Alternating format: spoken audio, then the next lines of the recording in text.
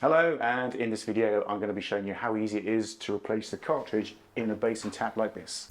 So the classic issue with a tap that needs a new cartridge is that it drips. In this instance that's not the problem. I've actually got a problem with the tap leaking underneath the basin, but I still think that it's an issue with the cartridge because it only happens when the tap is on. So let's get cracking. First thing to do is to turn the water off.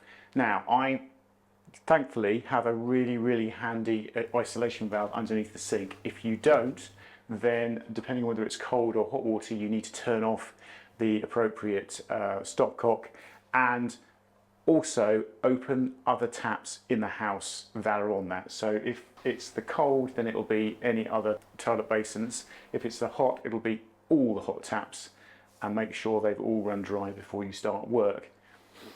Okay, now actually it's a very straightforward job. What you do is you pop off the top here, you undo the screw, and you'll see that whole top of the tap comes off.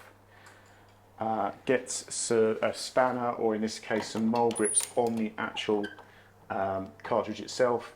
I use a towel on the tap and another adjustable spanner just to stop it from twisting, and you just give it a bit of oomph and it will come free. Now when you've got your cartridge out, depending on how common it is, you may find it quite tricky to find a replacement. There are some good merchants on eBay that actually have some great little guides to help you identify the replacement one. When you've got it, you just screw it straight back in again. Just a reverse of removal really, just screw it straight back in again, pop the tap on the top and screw the screw in.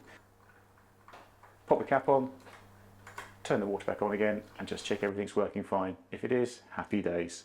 Hopefully you found that useful. If you have, please do give me a thumbs up. If you like these sort of videos, please do subscribe, hit that notification bell, and I will see you in the next video. Take care.